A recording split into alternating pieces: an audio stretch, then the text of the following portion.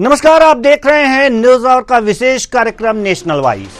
हम इस कार्यक्रम में देश की गंभीर मुद्दों पर करते हैं विद्वानों से चर्चा। आज नेशनल वॉइस में विद्वानों से चर्चा का विषय है सिसोदिया को बेल। तो आइए शुरू करते हैं नेशनल वॉइस।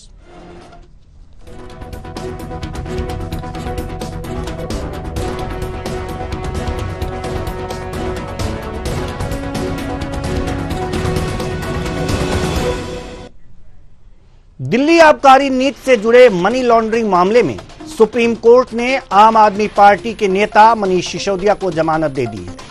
यह जमानत ट्रायल में हो रही देरी के कारण दी गई है। जांच एजेंसी ने मनीष सिसोदिया पर ट्रायल में देरी का कारण बताया था, जिसको माननीय सुप्रीम कोर्ट ने खारिज करते हुए बेल दे दी।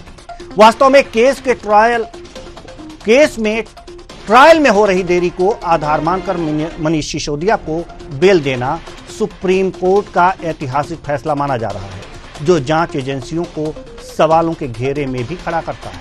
आज इसी मुद्दे पर करेंगे चर्चा। तो आइए शुरू करते हैं सिसोदिया जेल टू बेल।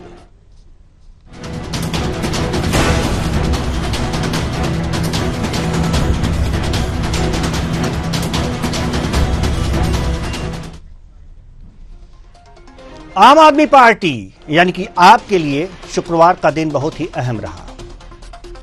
17 महीनों से तिहाड़ जेल में बंद मनीष सिसोदिया को सुप्रीम कोर्ट से जमानत मिल गई। जमानत मिलने के कुछ घंटों बाद ही उन्हें जेल से रिहा कर दिया गया। मनीष सिसोदिया मामले की क्या है क्रोनोलॉजी, आइए जानते हैं। 26 फरवरी 2023 सीबीआई ने भ्रष्टाचार मामले में भूमिका के लिए सिसोदिया को गिरफ्तार किया। 9 मार्च ईडी ने सीबीआई की प्राथमिक से जुड़े मनी लॉन्ड्रिंग मामले में सिसोदिया को गिरफ्तार किया। 31 मार्च निचली अदालत ने भ्रष्टाचार मामले में सिसोदिया की जमानत याचिका खारिज कर दी। 28 अप्रैल निचली अदालत ने मनी लॉन्ड्रिंग मामले में सिसोदिया की जमानत याचिका खारिज की। 30 मई हाई कोर्ट ने सीबीआई मामले में सिसोदिया की जमानत याचिका खारिज की। 3 जुलाई हाई कोर्ट ने मनी लॉन्ड्रिंग मामले में सिसोदिया की जमानत याचिका खारिज की। 6 जुलाई सिसोदिया ने दोनों मामलों में सुप्रीम कोर्ट में जमानत याचिका दायर की। 30 अक्टूबर 2023 सुप्रीम कोर्ट ने दोनों जमानत याचिकाओं पर सिसोदिया की जमानत याचिकाएं खारिज की। 30 अप्रैल 2024 निचली अदालत ने सिसोदिया को सीबीआई व ईडी मामले में दोबारा जमानत देने से इनकार कर दिया। 2 मई सिसोदिया ने निर्णय के विरुद्ध हाई कोर्ट में अपील दायर की। 14 मई हाई कोर्ट ने निर्णय सुरक्षित रखा। 21 मई हाई कोर्ट ने दोनों जमानत याचिकाएं खारिज की। 16 जुलाई सुप्रीम कोर्ट ने सिसोदिया की याचिका पर जांच एजेंसियों को नोटिस किया। 6 अगस्त सुप्रीम कोर्ट ने याचिकाओं पर निर्णय सुरक्षित रखा। 9 अगस्त सुप्रीम कोर्ट ने मनीष सिसोदिया को ईडी सीबीआई मामले में जमानत दी। तो सिसोदिया जेल टू बेल। हम आपको अभी बता रहे थे ग्राफिक्स के माध्यम से कि उनके जो जेल का सफर रहा 17 महीनों का, वो किस तरह से रहा और कब कब उन्हें जो बेल के लिए अर्जी दी और उस पर क्या हुआ। जैसे कि एक बार फिर हम इसको आपको समझाना चाहेंगे और हम चाहेंगे कि विंडो में अगर जो हमारे दर्शकों को ये ग्राफिक्स अगर जो आप दिखा पाए तो जरूर दिखाएं, क्योंकि ये 26 फरवरी 2023 से ये सारी चीजें चल रही हैं। भ्रष्टाचार के मामले में सीबीआई ने सिसोदिया को गिरफ्तार किया था और तब से वो जेल में थे। ये 26 फरवरी को दिन 2023 सीबीआई ने भ्रष्टाचार के मामले में भूमिका के लिए सिसोदिया को गिरफ्तार किया था। ये jail to bail. 9 March ED ने सीबीआई की प्राथमिकी से जुड़े मनी लॉन्ड्रिंग मामले में सिसोदिया को गिरफ्तार किया। 31 मार्च निचली अदालत ने भ्रष्टाचार मामले में सिसोदिया की जमानत याचिका खारिज की थी। आगे देखते हैं 28 अप्रैल निचली अदालत ने मनी लॉन्ड्रिंग मामले में सिसोदिया की जमानत याचिका खारिज की। वहीं अगर जो 30 मई की अगर जो बात करें तो हाई कोर्ट ने सीबीआई मामले में सिसोदिया की जमानत याचिका खारिज की। 3 जुलाई को हाई कोर्ट ने मनी लॉन्ड्रिंग मामले में सिसोदिया की जमानत याचिका खारिज की। वहीं अगर जो बात करें 6 जुलाई तो सिसोदिया ने दोनों मामलों में सुप्रीम कोर्ट में जमानत याचिकाएं खारिज की। इसी तरह से ये लगातार ये जमानत याचिकाएं खारिज होती रही हैं। 30 अक्टूबर 2023 और इसी तरह से 30 अप्रैल 2024 को जमानत देने से इनकार कर दिया निचली अदालत ने, और इसी तरह से लगातार ये बातें होते रहे। अगर जो आप आरोप दिखा सकें कि अगर जो कौन कौन से आरोप लगे हैं विंडो में, अगर आप दिखा सकें तो जरूर दिखाएं ये आरोप। तो ये आरोप अगर जो दिखाएं कि मनीष सिसोदिया पे कौन कौन से आरोप थे, ये भी हम आपको बता दे रहे हैं कि ये आरोप लाइसेंस फीस में 144 कुछ करोड़ और एक लाइसेंस आवेदक कंपनी को 30 करोड़ रुपए की रकम लौटाई गई, वो जरूरी एनओसी लेने में नाकाम रही। ये आरोप हैं। ये आरोप आप देख सकते हैं 2021-22 में जिनको शराब के लाइसेंस मिले थे उनको टेंडर होने के बाद बेजा फायदा पहुंचाया गया। ये भी आरोप थे मनीष सिसोदिया पर। और मनीष सिसोदिया जो एक्साइज विभाग के मंत्री थे उन पर उन्होंने एक्साइज नीति के खिलाफ फैसले लिए और शराब का लाइसेंस लेने वालों को फायदा पहुंचाया। यह भी सिसोदिया का आरोप है, जिससे सरकारी खजाने को नुकसान हुआ था। तो ये तमाम आरोप जो आप ग्राफिक्स के माध्यम से आपने देखा, वहीं अब इस मामले में शुक्रवार को सुप्रीम कोर्ट ने जमानत दे दी। और क्या कहा, सिसोदिया 17 महीनों के बाद जेल से बाहर निकले। सुप्रीम कोर्ट ने ट्रायल में देरी की वजह से उन्हें राहत दी। आम आदमी पार्टी के वरिष्ठ नेता को पिछले साल 26 फरवरी को गिरफ्तार किया गया था। वह तब से तिहाड़ जेल में बंद थे। जस्टिस BR गवई और जस्टिस KV विश्वनाथन की बेंच ने सिसोदिया को 10 लाख रुपए के निजी मुचलके पर जमानत दी है। बेंच ने कहा है, क्या कहा है, आइए हम आपको बताते हैं कि क्या कहा है। यह महत्वपूर्ण point. Appeal Delhi high court के आदेश को रद्द किया जाता है। ईडी और सीबीआई दोनों केसों में जमानत दी जाती है। सिसोदिया स्पीडी ट्रायल के अधिकार से वंचित है। हाल ही में जावेद गुलाम नवी शेख केस में हमने इस पक्ष पर विचार किया था और कहा था कि जब कोर्ट राज्य या एजेंसियां स्पीडी ट्रायल के अधिकार की रक्षा नहीं कर सकती है तो जमानत का यह कहकर विरोध नहीं किया जा सकता है कि अपराध गंभीर है। अपराध की प्रकृति कैसी भी हो, आर्टिकल 21 लागू होती है। सिसोदिया की जड़ें समाज में गहरी जुड़ी है और इसलिए वह भाग नहीं सकते हैं। सबूत जब्त किए जा चुके हैं और इसलिए इनमें छेड़छाड़ की संभावना नहीं है। अपील स्वीकार की जाती है। तो ये बातें बेल देते वक्त सुप्रीम कोर्ट ने कही है। कोर्ट ने जांच एजेंसियों की इस दलील को खारिज कर दिया कि ट्रायल में देरी की वजह खुद मनीष सिसोदिया है। सुप्रीम कोर्ट ने यह भी कहा कि ट्रायल में देरी के मामलों में निचली अदालतों को उदारता से जमानत पर विचार करना चाहिए। इस मामले में मनीष सिसोदिया के वकील ऋषिकेश कुमार ने क्या कुछ कहा है, आइए ये भी सुनते हैं।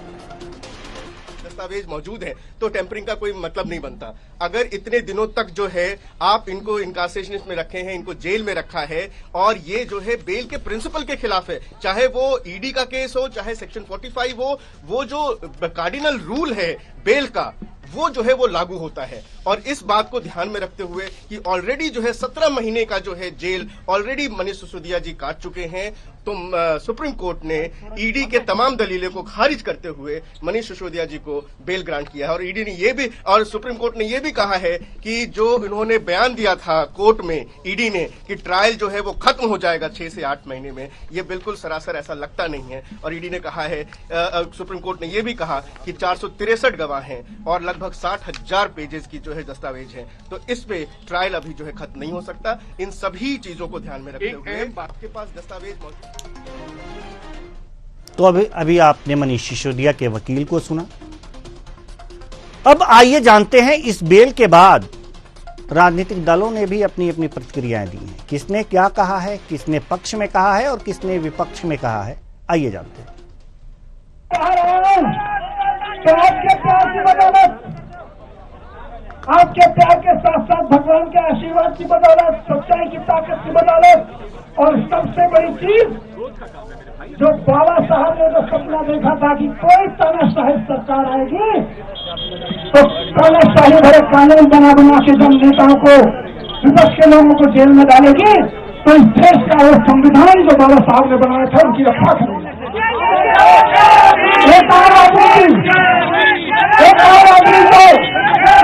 देखिए, आज आम आदमी पार्टी के लिए, दिल्ली के लोगों के लिए बहुत बड़ा दिन है और आज पूरी दिल्ली जश्न मना रही है कि उनके फेवरेट एजुकेशन मिनिस्टर आज दिल्ली से बाहर आ रहे हैं। आगे आज जो माननीय सुप्रीम कोर्ट ने निर्णय दिया है, ये तानाशाही के इनके एक्सपायरी डेट की शुरुआत है। जिस तरीके से आज मनीष जी को बेल मिली है और बेल के ऑर्डर में 2-3 चीजें माननीय सुप्रीम कोर्ट ने बड़े स्पष्ट तरीके से कहा है कि आप आम जनता के साथ सांप सीढ़ी नहीं खेल सकते। आप एजेंसीज की तरफ से डिले हुए हैं, 6-8 महीने में जो पूरी होनी थी वो प्रोसीडिंग्स अभी तक शुरू नहीं हुई है। तो पूरी तरीके से कोर्ट ने एजेंसीज को लताड़ा है और ये बताया है कि भाई दिस इज नॉट डन।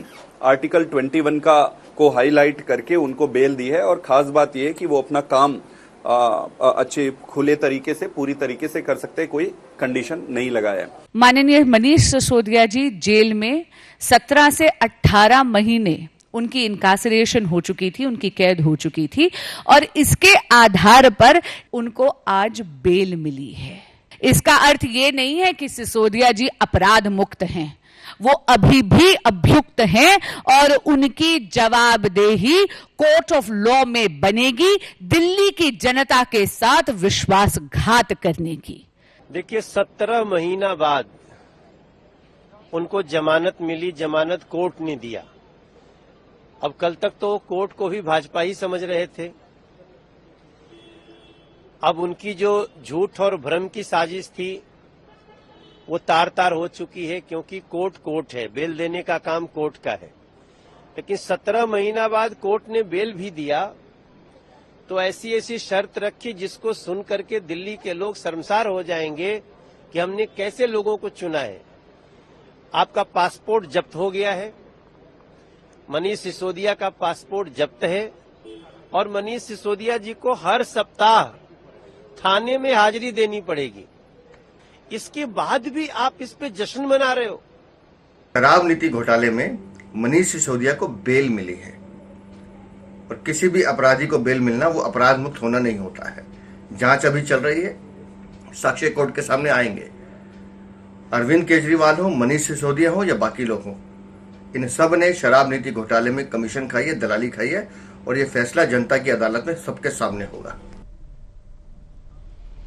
तो ये थी प्रतिक्रियाएं। अब हम इस मामले पर चर्चा करेंगे। हमारे साथ विद्वानों का जखीरा आज है। बड़े खुश हैं हम कि आज हमारे इस कार्यक्रम में 1 नहीं, 2 नहीं, 3 नहीं, 4 नहीं, बशर्ते कि 5 विद्वान जुड़े हुए हैं और आज हम इस पर चर्चा करेंगे बड़ी गहनता से। विद्वानों से आपका परिचय करा देते हैं। एल द्विवेदी जी, वरिष्ठ पत्रकार, बहुत बहुत स्वागत है आपका हमारे इस कार्यक्रम में। विनोद मिश्रा जी, वरिष्ठ पत्रकार, आपका भी बहुत बहुत स्वागत है हमारे इस कार्यक्रम में। नवीन निगम जी, वरिष्ठ पत्रकार हैं, आपका भी बहुत बहुत स्वागत है हमारे इस कार्यक्रम में। नितिन श्रीवास्तव जी, राजनीतिक विश्लेषक, आपका भी बहुत बहुत स्वागत है हमारे इस कार्यक्रम में। Doctor R.K. शुक्ला, राजनीतिक विश्लेषक, आपका भी बहुत बहुत स्वागत है हमारे इस कार्यक्रम में। चर्चा की शुरुआत हम डॉक्टर R.K. शुक्ला जी से करना चाहते हैं। आपके चेहरे पर थोड़ा सा अंधेरा दिख रहा है, इसलिए आपकी तस्वीर स्पष्ट नहीं हो पा रही है। हमारे दर्शक आपको सुन तो पाएंगे लेकिन आपकी तस्वीर ठीक से नहीं देख पाएंगे। चलिए, कुछ तो उजाला हुआ। सवालों की शुरुआत करते हैं। सुप्रीम कोर्ट ने जो बातें कही हैं कि ये जो ट्रायल में देरी हुई थी, ट्रायल में देरी के कारण मनीष सिसोदिया को बेल मिली है। और ट्रायल में देरी का कारण बताया अगर जो जांच एजेंसियों ने, तो वो मनीष सिसोदिया को बताया, जबकि इस बात को सुप्रीम कोर्ट ने खारिज किया कि नहीं, ये आप मनीष सिसोदिया की वजह से ट्रायल में देरी नहीं हुई है, ये आपकी वजह से देरी हुई है और इसलिए उन्हें बेल मिल गई। क्या लगता है कि जांच एजेंसियां वास्तव में जानबूझकर ट्रायल में देरी करने का प्रयत्न कर रही थी कि ज्यादा से ज्यादा दिन तक इनको अंदर रखा जा सके?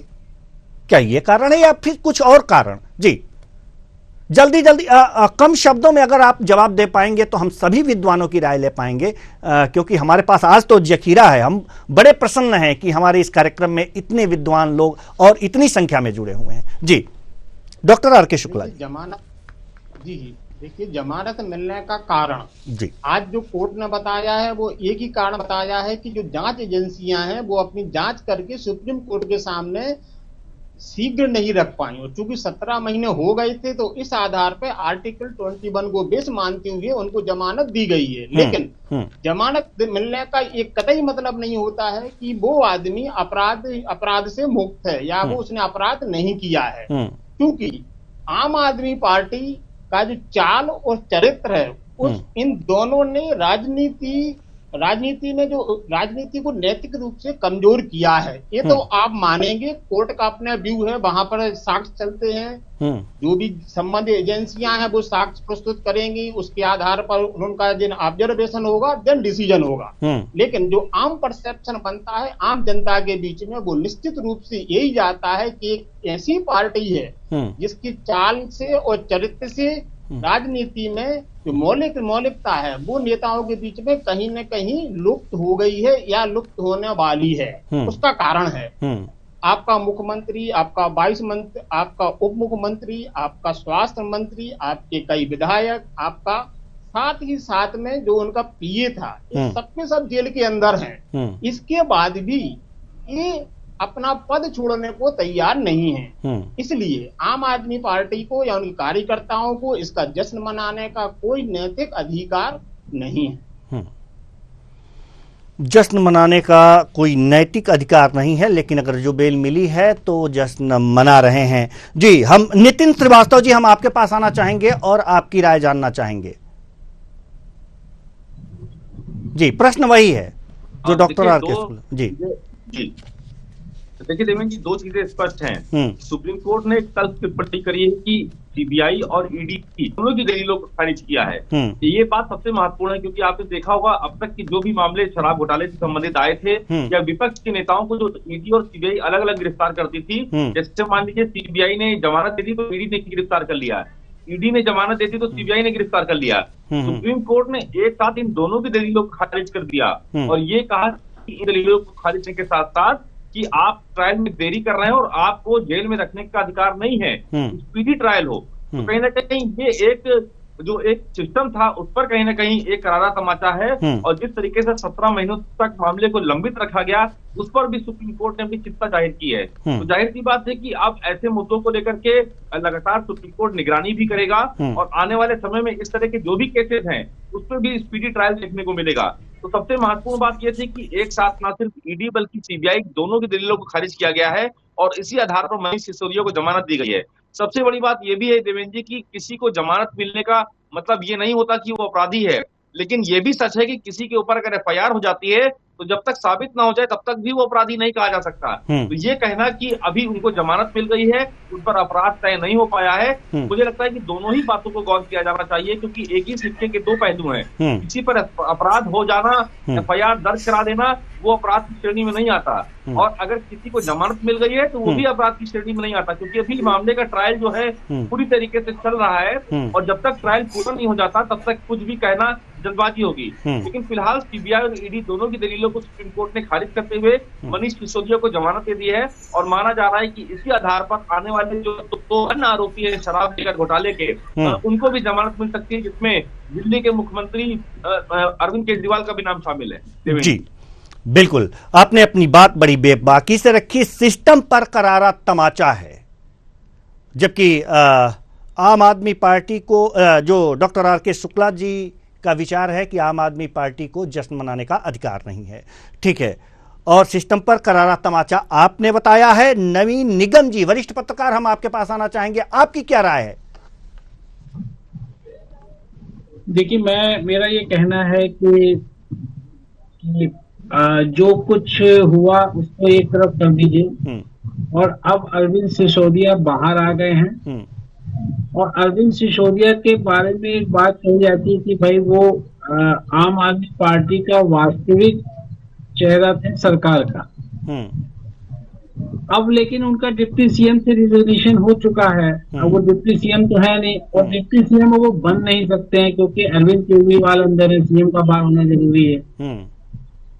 अब ऐसी स्थिति में अरविंद केजरीवाल की अनुपस्थिति में जो बहुत सारे नेता आम आदमी पार्टी में दिल्ली में हैं, और जो प्रभावी हैं, जैसे आतिशी, अरविंद केजरीवाल की पत्नी जो उनकी कुर्सी पर बैठ करके मैसेज देती हैं, संजय सिंह जो पार्टी अध्यक्ष हैं, जो इंडिया ब्लॉक की मीटिंग में शामिल होते हैं, राघव चड्ढा जो सीन से गायब हैं इन्हीं कारणों की वजह से, इन सब के बीच में अरविंद सिसोदिया की क्या स्थिति होगी? आखिर वो पार्टी के सबसे बड़े चेहरे थे ना अरविंद केजरीवाल के बाद, लेकिन इनका पॉलिटिकल कोई पद नहीं होगा। बिना पद के उनको पार्टी में क्या स्थिति होगी, इससे भ्रम की स्थिति भी फैल सकती है पार्टी के अंदर। तो ये मैं कह रहा हूँ कि सबसे ज्यादा हमको इस बात पर ध्यान देना है अब कि आखिर ये फीलिंग कैसे, आखिर ये बात कैसे तय होगी कि अरविंद सिसोदिया का पद आम आदमी पार्टी में क्या रहेगा। मनीष, इस पे हमको सबसे ज्यादा ध्यान है। इससे जो विरोधाभास फैलेगा, जो और नेता है सौरभ भारद्वाज, आतिशी, संजय सिंह, वो इनको कैसे एडजस्ट करेंगे, कहाँ एडजस्ट होंगे, अभी इन सब बातों पे ध्यान देना है। और ये आगे क्या होने वाला आम आदमी पार्टी में, कहीं इस सारे कन्फ्लिक्ट में आम आदमी पार्टी को कोई दिक्कत तो नहीं होने जा रही है। हमको उन विषय देना, कोर्ट में क्या हुआ वो तो एक अलग प्रोसीजर चलते रहेंगे, जमानत हो जाएगी, कभी केस हो जाएगा, वो तो होगा तक। लेकिन अरविंद केजरीवाल के बाद सबसे ज्यादा प्रभावशाली आदमी कोई था, तभी वो डिप्टी सीएम थे। अगर वो डिप्टी सीएम थे तभी तो उनको डिप्टी सीएम बनाया गया था, क्योंकि वो सबसे ज्यादा अरविंद केजरीवाल के बाद प्रभावशाली व्यक्ति थे आम आदमी पार्टी। लेकिन अब उनकी क्या पोजीशन होगी पार्टी और सरकार में, ये देखने वाली बात हमको देखना है आने वाले दिनों में। चलिए, विनोद मिश्रा जी पाएंगे कि हो क्या है। जी, विनोद मिश्रा जी। देखिए, मेरा तो ऐसा मानना है कि मनीष सिसोदिया जी का राजनीतिक कद क्या होगा, यह एक अलग विषय है। हमें तो इस विषय पर देखना है कि ये जो बेल टू जेल, वास्तव में जिस तरह से सुप्रीम कोर्ट ने अपनी टिप्पणी की है कि जांच एजेंसी जो अपनी जांच है वो इतना विलंब से कारित करती है, तो आखिर कब तक किसी आरोपी को जेल में शिकंजों के पीछे रखा जाएगा? जी, वास्तव में यदि जांच एजेंसियां इतना विलंब करेंगी, चाहे उसके पीछे राजनीतिक कारण हो या उनकी कोई और टेक्निकल कारण हो, लेकिन यदि किसी भी आरोपी को लंबे समय तक यदि आप जेल में रखते हैं तो कहीं ना कहीं उसकी आजादी प्रभावित होती है। दूसरी चीज, सुप्रीम कोर्ट ने ये कहा है कि भाई यदि कोई व्यक्ति आपकी जेल में है तो वैसी स्थिति में वो जांच को कैसे प्रभावित करेगा। तो ये सत्य है कि जब आपका व्यक्ति न्यायालय के आदेश पर जेल में है तो उसके जो प्रभावित करने की क्षमताएं हैं वो कहीं ना कहीं ना के बराबर हो जाती है। और 17 महीने का समय एक बहुत लंबा समय होता है, और किसी भी जांच एजेंसी हो या किसी भी प्रकरण के लिए जांच और उसकी एक सीमाएं तय की गई है। तो एक लंबे समय तक बिना ट्रायल किए हुए या बिना निर्णय तक पहुंचे हुए जेल में रखना हर व्यक्ति के आजादी का उल्लंघन है। और इस नाते यह जजमेंट जो है एक इतिहास बनाएगा जी, और खास करके तब और बनाएगा जब राजनीतिक दुर्भावना से इसका जांच एजेंसियों के माध्यम से कोई दुरुपयोग करता है। तो उस नाते मैं समझता हूँ कि ये जजमेंट एक बहुत अच्छा जजमेंट है। जी, बहुत अच्छा जजमेंट है और जांच एजेंसियों पर प्रश्न खड़ा किया है विनोद मिश्रा जी ने, जैसे कि और विरोधी पार्टियां करती रहती हैं। एल द्विवेदी जी, वरिष्ठ पत्रकार, हम आपके पास आना चाहेंगे, अपनी राय दीजिए।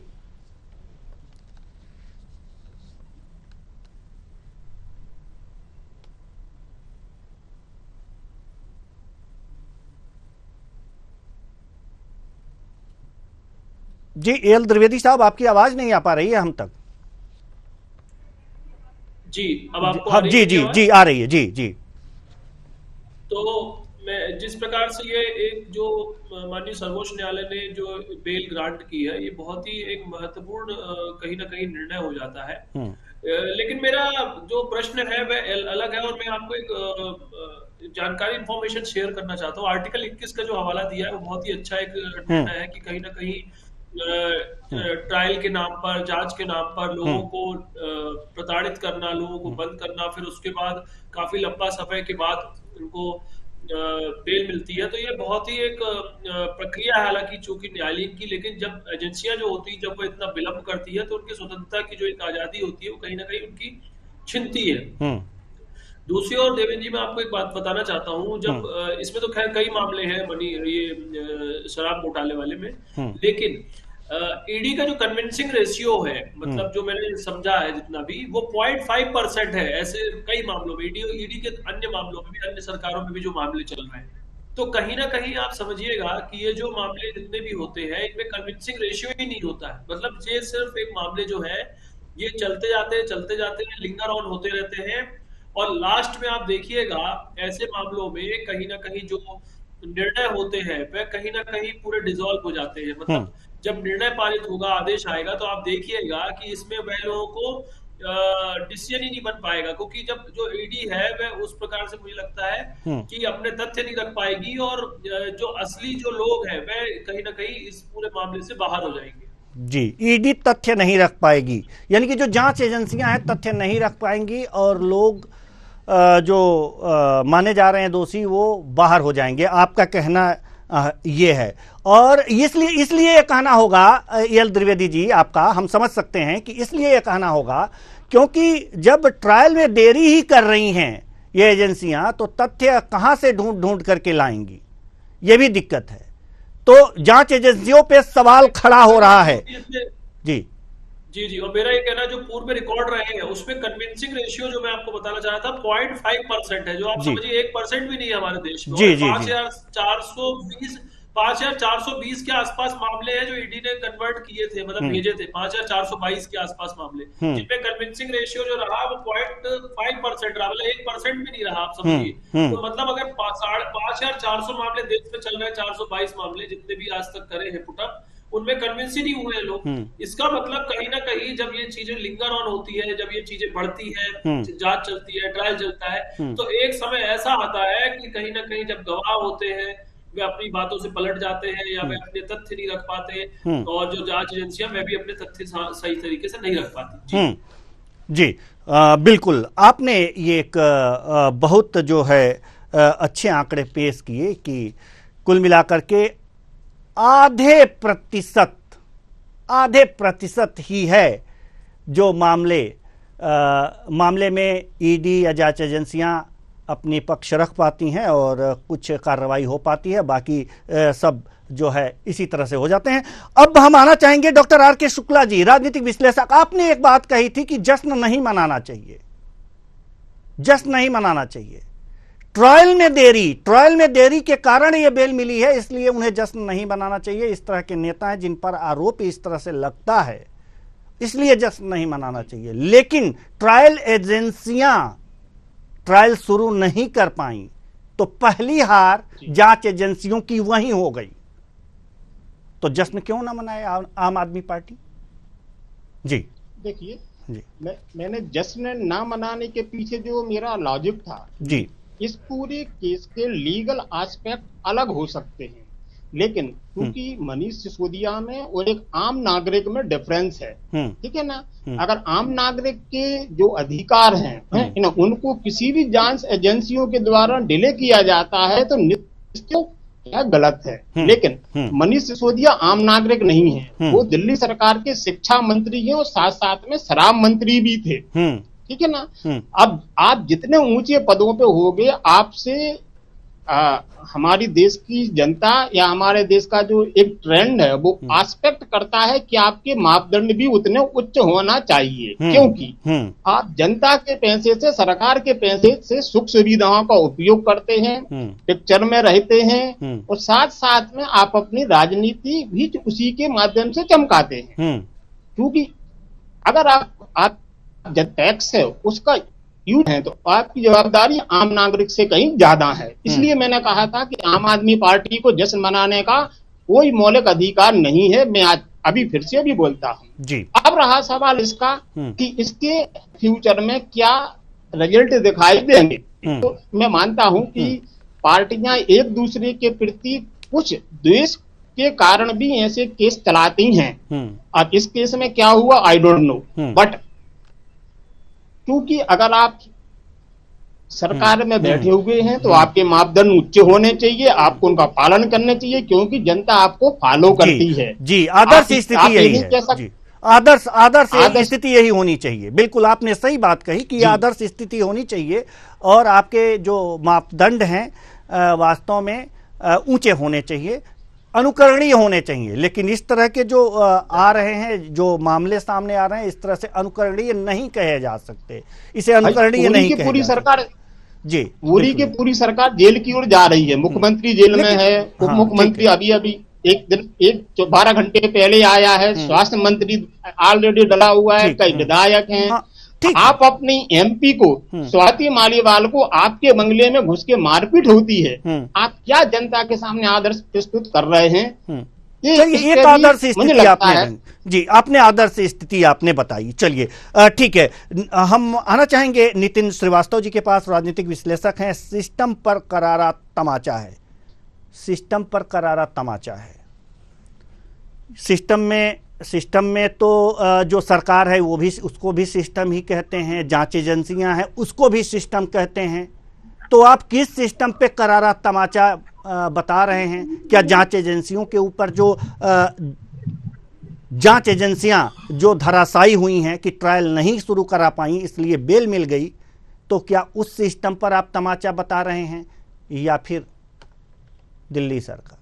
जी देखिए देवेंद्र जी, केजरीवाल हो या फिर कोई अन्य पार्टी का मुद्दा हो, जिस तरह से सुप्रीम कोर्ट ने टिप्पणी करी है वो एक आप में आने वाले समय में इतिहास रहेगी जी। सुप्रीम कोर्ट ने साफ तौर पर कहा कि जमानत जो है वो एक नियम है और जेल जो है वो एक अपवाद है। इस बात को ध्यान में रखना होगा। साथ ही साथ सुप्रीम कोर्ट ने लोअर कोर्ट, चाहे हाई कोर्ट हो चाहे निचली अदालत हो, उन पर विलंब जो हुआ और ट्रायल नहीं शुरू हुआ उस पर भी नाराजगी जताई है। तो कहीं ना कहीं ऐसे मामले जो लंबित रहे हैं, न सिर्फ केजरीवाल के प्रकरण में, अन्य लोगों के प्रकरण में, चाहे वो पॉलिटिकल हो चाहे नॉन पॉलिटिकल हो, उन सब मामलों को लेकर के सुप्रीम कोर्ट ने नाराजगी जाहिर की है और ये कहा है कि जिस तरीके से निचली अदालतों ने अपना ढिलमुल रवैया अपनाया है वो चिंताजनक है। और ये कहा है सुप्रीम कोर्ट ने अपनी टिप्पणी में, जिसमें रिटन टिप्पणी है, उसमें कहा है कि जेल एक अपवाद है, जेल एक अपवाद है और जमानत नियम है। तो आप इन बातों को गौर करके आने वाले समय में तमाम जो फैसले आएंगे या जो इस तरह के केसेस होंगे उसमें इस तरह की टिप्पणियों का असर देखने को मिलेगा। तो कहने का मतलब यह है कि आने वाले समय में जो भी इस तरह के मसले उठाते रहेंगे, या जेल जाना कोई बड़ी बात नहीं है, जो सरकार में रहती है जिसको चाहे जेल भेज सकती है, ये देखने को मिला है। अभी भी जो केंद्र की मौजूदा सरकार है उसमें नंबर 2 के जो पोजीशन के व्यक्ति हैं वो भी किसी जमाने में जेल में रहे थे। तो जेल जाना कोई एक वो नियम विरुद्ध नहीं है और ना ही नियमता है। किसी को भी सरकार आरोपी बना करके जेल भेज सकती है, लेकिन कोर्ट का काम होता है कि मामले को उसको सुनना, समझना, जल्दी ट्रायल होना। सुप्रीम कोर्ट ने अपने ट्रायल में साफ तौर पर यह कहा है कि ईडी और सीबीआई जो अब तक दलीलें पेश की थी वो कहीं ना कहीं लंबित थी और इन दोनों ही दलीलों को खारिज करते हुए उनको जमानत दी गई है। ये बातों को ध्यान रखना होगा। 17 महीने से अब तक कोई जांच आगे नहीं बढ़ पाई। ईडी और सीबीआई इस मामले को उलझाती गई ये सुप्रीम कोर्ट ने कहा है। सुप्रीम कोर्ट ने ये भी कहा है कि आने वाले समय में इस तरह के केसेस ना देखने को मिले, इस पर भी ध्यान देना होगा। एक बात और महत्वपूर्ण है देवेंद्र जी, सुप्रीम कोर्ट ने अपनी टिप्पणी में ये भी कहा कि जिस तरीके से ईडी ने दलील रखी कि 6-8 महीने में ट्रायल पूरा हो जाएगा, उसको सुप्रीम कोर्ट ने सिरे से खारिज कर दिया। और उसी के बाद जो जज साहब का जो पेन था उस पर चला कि मतलब बेल ग्रांटेड। इस तरह की बातों को ध्यान में रखना होगा। आने वाले समय में जो भी इस तरह के केसेस हैं, चाहे वो भ्रष्टाचार से जुड़े हों, नियम विरुद्ध हों या करप्शन के हों, तमाम मुद्दे हों, उसमें सुप्रीम कोर्ट की टिप्पणी का असर हर जगह देखने को मिलता है। जी बिल्कुल बिल्कुल, बहुत अच्छी बात आपने कही और बहुत मार्के की बात कही। हम आना चाहेंगे नवीन निगम जी के पास। वरिष्ठ पत्रकार हैं नवीन निगम जी। जो सुप्रीम कोर्ट ने फैसला दिया है, जो मामले को लिंगर एक तरह से जांच एजेंसियां कर रही थी कि जेल में तो है ही हैं, ट्रायल थोड़ी देर बाद शुरू होगी, उस पर सुप्रीम कोर्ट ने अंकुश लगाया है। क्या लगता है कि जो विपक्ष लगातार आरोप लगाते रहते हैं कि ये राजनीतिक रूप से प्रताड़ित करने का काम किया जा रहा है, एजेंसियों को अपने हाथ की कठपुतली बना दिया गया है, क्या उसमें कुछ आपको सत्यता दिखती है कि ट्रायल शुरू ना करा पाए? जी, इसको बनाया इसलिए गया था, मगर तब अपोजिशन ने ध्यान नहीं दिया कि आर्थिक मामलों में बहुत सारे लोग भाग गए जब विजय माल्या से लेके, और बहुत सारे आर्थिक अपराध करने वाले लोग देश के बाहर निकल गए। तो पीएमएलए एक्ट में ये धारा बनाई गई कि अगर किसी ने आर्थिक घोटाला किया है तो उसको तुरंत अंदर रखा जाए और उसको बाहर बेल नहीं होने दी जाए, क्योंकि इनके ऊपर भी आर्थिक मामला बनाया था ईडी ने। तो उसी पीएमएलए एक्ट के तहत इनको वो जमानत होने नहीं दे रहे थे। लेकिन अब तो काफी समय निकल गया तो कोर्ट ने उसका संज्ञान लिया कि भाई इतने समय तक आप क्या तलाश रहे हैं, आप तलाश नहीं पा रहे हैं। तो ये उस धारा की वजह से, पहले ऐसा नहीं था, ये जो संशोधन हुआ 18 में, उसी के बिहाफ पे ये सारी धाराएं लगा करके आर्थिक मामलों में लोगों को अंदर रखा जा रहा है। तो ये तो अपोजिशन को देखना ही पड़ेगा और पीएमएलए एक्ट में सुधार के लिए लड़ाई लड़नी ही पड़ेगी कि आप पॉलिटिकल लोगों को अलग करिए और आप आर्थिक घोटाले करने वाले जैसे फाइनेंस कंपनियां, चिट फंड कंपनियां हैं, उनको अलग दृष्टि में रखिए, तभी ये बात समझ में आएगी। नहीं तो सरकार तो उस पर, हर कोई भी सरकार, बीजेपी नहीं कह रहा, और भी कोई सरकार आएगी वो भी पीएमएलए एक्ट का दुरुपयोग करेगी अपने विरोधियों के खिलाफ। लेकिन जो मैं बात कह रहा था, जिस बात का अभी आगे का सेंस है, मतलब अब अरविंद केजरीवाल है, उनके बाद सिसोदिया, मनीष सिसोदिया का नंबर है, लेकिन अब वो पार्टी में किस हैसियत से रहेंगे, ये मैं आगे की बात कह रहा हूँ। अब जो छूट के बाहर आ गए, वो हैसियत ठीक है, वो तो आम आदमी पार्टी देख लेगी आपस में, उसमें बहुत ज्यादा हम लोगों को विचार करने की जरूरत नहीं है, वो तो आम आदमी पार्टी देखेगी। लेकिन जो विपक्ष लगातार आरोप लगा रहे हैं, हमारा प्रश्न वहां है कि क्या ट्रायल में देरी कराने के पीछे, कि ये जेल में लगातार बंद रहे हैं, ट्रायल में देरी होने के पीछे क्या कोई विशेष षड्यंत्र हो सकता है, सोची समझी साजिश हो सकती है जांच एजेंसियों की, या कुछ और हो सकता है? क्या हो ये षड्यंत्र की बात नहीं है, ये उसमें धारा ही ऐसी है और वो बनाई इसलिए गई थी। मैं भी आपको तो बता रहा था कि आर्थिक घोटाला करने वाले लोगों के लिए धारा बनाई गई है, उसका इस्तेमाल सरकार हमेशा करेगी। अब आप मान लीजिए कि आप कोई अमीर आदमी है, उसके खिलाफ अलग मामला है, और कोई पॉलिटिकल आदमी उसके ऊपर, उसने अपराध आर्थिक में आप ले जाएंगे अगर, तो पीएमएलए एक्ट में आप फिर चले जाएंगे। तो ये तो आपको विचार करना ही पड़ेगा सुप्रीम कोर्ट को कि उस पीएमएलए एक्ट की धारा को राजनीतिक अलग करना पड़ेगा और आर्थिक घोटाला करने वालों के लिए अलग करना पड़ेगा। ठीक है, तो ये मामला नहीं सुझेगा। जी जी बिल्कुल बिल्कुल। विनोद मिश्रा जी, हम आपके पास आना चाह रहे हैं। जांच एजेंसियों पर प्रश्न खड़े आपने किए और प्रश्न विपक्ष भी करता रहा है, और ये अगर जो सुप्रीम कोर्ट का जो निर्णय आया है, ये भी एक तरह से जांच एजेंसियों की कार्य प्रणाली पर प्रश्न जरूर खड़े किया है और तभी बेल दिया है।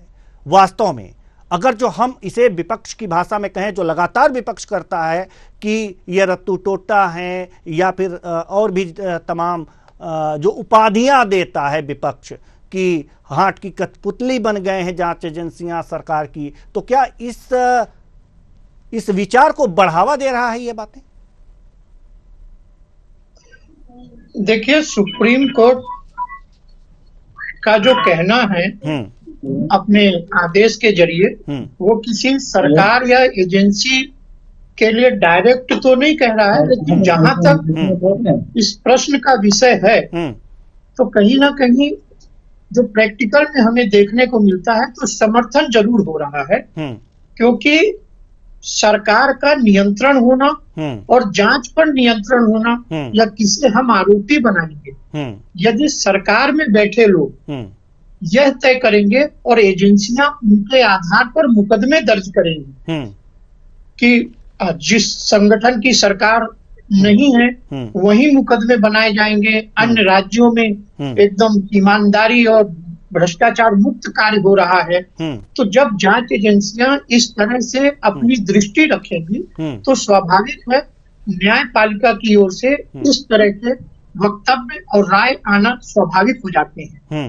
लेकिन मैं इसके साथ ही निगम जी की उस बात को आगे बढ़ाना चाहूंगा कि पीएमएल एक्ट में जो धाराएं बढ़ाई गई, तो इन सबसे ज्यादा जो दायित्व बनता है वो संसद में हमारे सांसदों का बनता है जी, कि कोई भी कानून जब बनता है तो उसमें यह देखना पड़ेगा कि चाहे वो नागरिक हो, चाहे पॉलिटिकल व्यक्ति हो, चाहे कंपनियां हो, या किसी भी तरह का कोई इन्वॉल्वमेंट यदि अपराध में किसका होता है, तो उसके साथ उसकी आजादी का जो प्रश्न है वो उल्लंघन नहीं होना चाहिए जी। क्योंकि वास्तव में इस सरकार ने जो पीएमएलए में संशोधन लाई है और उस संशोधन के कारण ही मनीष सिसोदिया जी इतने दिनों तक जेल में रहे हैं, या अरविंद केजरीवाल जी रहे हैं, या अन्य जो पॉलिटिकल नेता रहते हैं। मेरा यह भी कहना है कि चूंकि ये राजनीतिक प्रोफाइल वाले हैं तो जनता का ध्यान इस ओर तो आ जाता है। कई बार ऐसे साधारण और व्यावसायिक लोग भी फंस जाते हैं जिनका ध्यान जनता की ओर नहीं जाता है। तो कानून की जो मंशा है, हमारे देश की कानून की जो मंशा है कि 100 अपराधी भले छूट जाए लेकिन एक निर्दोष को सजा ना हो, तो आज मान लीजिए 17 माह की सजा के बाद आगे चल के यदि मनीष सिसोदिया की बाइज्जत बरी होते हैं तो क्या उनके ये 17 साल का पुनर्स्थापन सम्मानजनक तरीके से कोई भी सरकार या वो जांच एजेंसी कर सकती है? तो जहां तक जमानत है, एक मंशा भी है कि जमानत आपका अधिकार है, तो उसका जो अधिकार है निचली अदालतों तक सुरक्षित रखा जाए, ना कि पाबंदी लगाई जाए कि इन्हें नहीं, आप जेल में नहीं रखेंगे, क्योंकि हर व्यक्ति ना तो सुप्रीम कोर्ट तक पहुंच सकता है और ना इतनी लड़ाई लड़ सकता है। तो कोई भी कानून संपन्न के लिए हो चाहे निर्धन या अशिक्षित के लिए हो, वो एक समान लागू किया जाता है। तो इस तरह के जब कानून में संशोधन लाए जाते हैं, जैसे हम इसके पहले देखे एट्रोसिटी एक्ट में भी रहता है कि जमानत नहीं दी जाती, और कई कानून हैं, तो इस तरह के जब कानून बनते हैं तो उस आजादी का ध्यान रखते हुए जो ट्रायल कोर्ट है उस पे जमानत का संपूर्ण अधिकार दिया जाए, ये संसद के सदस्यों को विचार करना चाहिए। अन्यथा इस तरह के जजमेंट होते रहेंगे और इस तरह की टिप्पणियां न्यायालय द्वारा लगाई जाती रहेंगी। इसमें कोई दो राय नहीं कि जांच एजेंसियां इशारों पर काम करती हैं और केवल सरकार विरोधी जो संगठन होते हैं उन पर ही कार्य करती हैं। यह आज की सरकारों से नहीं, इसके पूर्व की सरकारों से भी लगभग प्रमाणित होते आए हैं। इसलिए यह जजमेंट जो है भविष्य के लिए बहुत एक सार्थक और दूरदर्शी जजमेंट सिद्ध होगा। जी, यह जजमेंट भविष्य के लिए दूरदर्शी जजमेंट सिद्ध होगा। जी, एल द्विवेदी जी, यह जजमेंट भविष्य के लिए दूरदर्शी सिद्ध होने वाला है, हम तो सहमत हैं। जी, क्या कहेंगे आप? बिल्कुल, कहीं ना कहीं मैंने जो आपको बताया कि जिस प्रकार से जो ये जांचें चलती हैं और मैटर्स को लिंगर ऑन किया जाता है, ये नहीं होना चाहिए। अगर आपका जब ट्रायल है उसको जल्द से जल्द एक समय सीमा उसकी भी निर्धारण होना चाहिए और कहीं ना कहीं जो तथ्य है उसको सामने रख के जल्द से जल्द जो तथ्य है उसको पेश करना चाहिए। दूसरी ओर आप देखेंगे, इसमें मुझे ऐसा लगता है कि जो मेरा ऐसा मानना है सूत्रों द्वारा जो खबर है वह ये है कि चीजों को लिंगर ऑन या लेट इसलिए भी किया जा रहा था कि कहीं ना कहीं जो मनीष सिसोदिया है वह अपने पद से इस्तीफा दे दे, पहली बात। दूसरी ओर जो अरविंद केजरीवाल वाला जो मैटर भी अभी चल रहा है उनपे भी कहीं ना कहीं बाहरी तौर पर यह दबाव है कि वे कैसे भी करके अपने पद से इस्तीफा दे दे। और दिल्ली का जो सीएम है तो कहीं ना कहीं इन चीजों को लेकर के राजनीतिक गरमाई हुई है। और जिस प्रकार से वह उन्होंने पद से अभी इस्तीफा नहीं दिया है अरविंद केजरीवाल में, तो इसलिए कहीं ना कहीं वो भी अभी उस पर जांच चल रही है और वो अंदर है। अगर वह इस मामले में अगर और आगे बढ़ते हैं तो आने वाले समय में ये पता चल पाएगा कि क्या होने वाला है, क्योंकि जिस प्रकार से जो जजमेंट आया है उसमें आर्टिकल 21 का जो हवाला दिया है कि स्वतंत्रता की आजादी, दैहिक स्वतंत्रता, जी दैहिक स्वतंत्रता की आजादी, जी दैहिक स्वतंत्रता की जो बात की गई है वह बहुत ही महत्वपूर्ण एक विषय हो जाता है। दूसरी ओर जो देवेंद्र जी आपको बताना चाहूंगा, पीएमएलए एक्ट जो prevention of money laundering act जो था, इसमें 2005 में, 9 में, 2012 में और शायद 2023 में इसमें संशोधन हुआ है। तो इसमें कहीं ना कहीं ईडी जो है उसको ज्यादा से ज्यादा मजबूत बनाने की प्रक्रिया कहीं ना कहीं रखी गई है। लेकिन जो प्रक्रिया रखी गई है उसमें जो एक समय सीमा थी उसमें निर्धारण करने की भी प्रक्रिया दी गई है। लेकिन जिस प्रकार से ये जो मामले होते हैं जब इनको बढ़ाया जाता है और जब ये मामले चलते रहते तो कहीं ना कहीं जो सबूत होते हैं वह उस प्रकार से इकट्ठे नहीं हो पाते। और मैंने आपको पूर्व में भी बताया कि जब 5422 मामले जो पीएमएलए एक्ट में आज तक ईडी ने जो दर्ज किए हैं उसमें कहीं ना कहीं जो कन्विंस रेशियो था वो 0.5% है। तो आप समझिए कितना इसमें समय, धन और जो पूरी अगर ओवरऑल आप देखेंगे, पूरी पिक्चर को देखेंगे तो आप समझिए कि मतलब जब मामले दर्ज होते हैं और बट आते जब 0.5% तक आप उसको कन्विंस करवा पा रहे हो किसी भी एक मामले को, कि पूरे मामलों को, तो आप समझ लीजिए कि कितना लिंगर ऑन मतलब ये चीजें डिले होता है। जी तो कुल मिलाकर के ये देखा जा सकता है कि जो भी कोर्ट ने आदेश दिया है उसमें ये बात साफ हो गई है कि जांच एजेंसियां कहीं न कहीं उनमें कमी थी। अब ये कमी कहां से आई ये देखने वाली बात है, ये जांचने समझने वाली बात है। लेकिन कमी ये है कि वो ट्रायल नहीं करा पाई। और क्यों नहीं करा पाई इस पर हमने विद्वानों से चर्चा कर ली है और समय भी और नहीं है, नहीं तो कुछ प्रश्न थे जिनका जवाब और लेना था मुझे।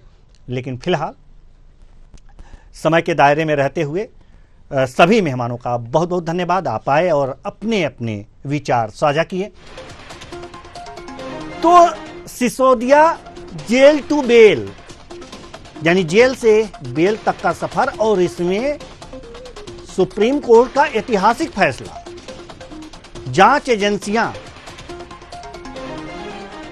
एजेंसियों को अब सतर्क हो जाना चाहिए। ट्रायल नहीं करा पा रहे हैं इसलिए आपकी दैहिक स्वतंत्रता, आप किसी की दैहिक स्वतंत्रता का हनन नहीं कर सकते। आर्टिकल यानी कि अनुच्छेद 21 का उल्लंघन नहीं किया जा सकता। 17 महीने जेल में आपने बंद रखा और ट्रायल नहीं करा पाए, क्यों? इसके पीछे का क्या कारण है? विपक्ष तो यही कहेगा कि आप सत्ता पक्ष के हाथ की कठपुतली हैं, इसीलिए ट्रायल नहीं हो पाया, नहीं तो ट्रायल शुरू करा दिए होते आप। लेकिन आखिर क्या कारण रहा? 17 महीने तक जेल में बंद रख करके भी आप कौन सा सबूत ढूंढ रहे हैं, क्या ढूंढ रहे हैं? ट्रायल नहीं शुरू करा पाए। तो सवाल तो है, और सवाल है और जनता के दिमाग में भी है। तो आगे जांच एजेंसियों के लिए सावधानी से कदम उठाना पड़ेगा। लेकिन यह फैसला ऐतिहासिक है जिसे ध्यान में रखकर जांच एजेंसियों को काम करना होगा। फिलहाल इस कार्यक्रम में इतना ही। मुझे दीजिए इजाजत। नमस्कार।